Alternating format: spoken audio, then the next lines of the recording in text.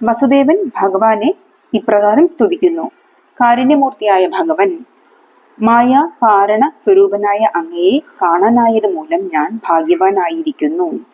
അങ്ങയുടെ മഹാമായ വൈഭവത്തെക്കുറിച്ച് ഓർമ്മിച്ചാൽ അങ്ങയെ ആർക്കും അറിയുക സാധ്യമല്ലെന്ന് തീർച്ചയാണ്. ദേവദേവേശ, അങ്ങ് മായാതീതനാകുന്നു. പഞ്ചമഹാഭൂതങ്ങളും 5 ജ്ഞാനേന്ദ്രിയങ്ങളും 5 കർമ്മേന്ദ്രിയങ്ങളും മനസ്സും ചേർന്ന് വിരാട് പുരുഷനായി അങ്ങ് ബ്രഹ്മാണ്ടത്തെ ജനിപ്പിക്കുന്നു.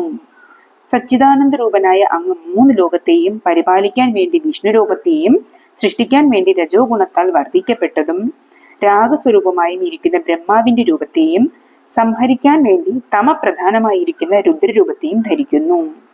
സച്ചിദാനന്ദ സ്വരൂപനായ അങ്ങ് കൃതമായ കാലുഷ്യങ്ങൾ ഇല്ലാതാക്കി ലോകത്തെ പാലനം ചെയ്യുന്നതിന് ദേവകീ തനയനായി ജനിച്ചിരിക്കുകയാണെന്ന് ഞാൻ അറിയുന്നു. അല്ലയോ ഭക്തവത്സല, അന്ധനായ എനിക്ക് അങ്ങയുടെ മായ വൈഭവം എങ്ങനെയാണ് മനസ്സിലാവുക? ഈ ലൗകിക ജീവിതത്തിൽ നിന്നുഴലുന്ന എന്നെ കരുണയോടുകൂടി രക്ഷിച്ചാലും. ബന്ധുക്കൾ, സന്താനങ്ങൾ, സമ്പത്തുകൾ തുടങ്ങിയവയെക്കുറിച്ച് വ്യാകുലപ്പെട്ട് ജന്തുസാധാരണമായ ധർമ്മങ്ങൾ മാത്രം നിർവഹിച്ചാണ് ഞാൻ കഴിയുന്നത്. മായാവശനായി ഞാൻ ജനന മരണങ്ങളിലൂടെ നീങ്ങി വലയുന്നു. ഈ അവസ്ഥയിൽ നിന്ന് എന്നെ മോചിപ്പിച്ച് അങ്ങയുടെ പാദപങ്കജങ്ങളിൽ ഭക്തി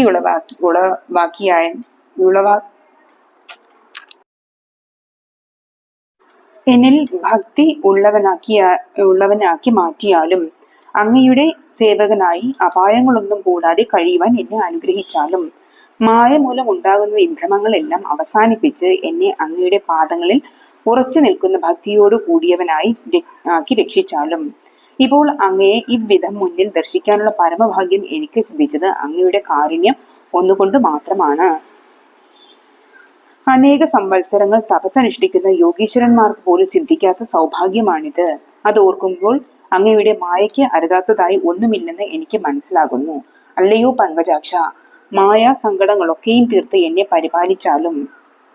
ലൗകിക ജീവിതത്തിന്റെ മിഥ്യാ സ്വഭാവം മനസ്സിലാക്കിക്കൊണ്ട് ഏകവും സനാതനവുമായ സത്യത്തിന്റെ നേർക്ക് വസുദേവന്റെ മനസ്സ് ഭക്തിപൂർവം തിരിഞ്ഞിരിക്കുന്നു.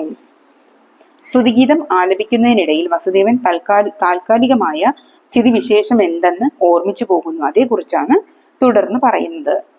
ദീനവത്സലനായ അങ്ങ് എന്റെ പുത്രനായി അവതരിച്ച് തന്നെ കൊല്ലുമെന്ന് കംസൻ അറിഞ്ഞിരിക്കുന്നു. അതുമൂലം എനിക്ക് മക്കളായി ജനിച്ച 6 പേരെയും മൂഢനും പാപിയും ദുഷ്ടനുമായ കംസൻ കൊന്നൊടുക്കി കളഞ്ഞിരിക്കുന്നു. ദുഷ്ടനായ അവൻ ഞങ്ങളെ കെട്ടിയിട്ട് ബന്ധനത്തിലാക്കിയിരിക്കുന്നു. ഞങ്ങളെ രക്ഷ പ്രാപിക്കാതെ സൂക്ഷിക്കുന്നതിനായി ഭടന്മാരെ കാവൽ നിർത്തിയിരിക്കുന്നതും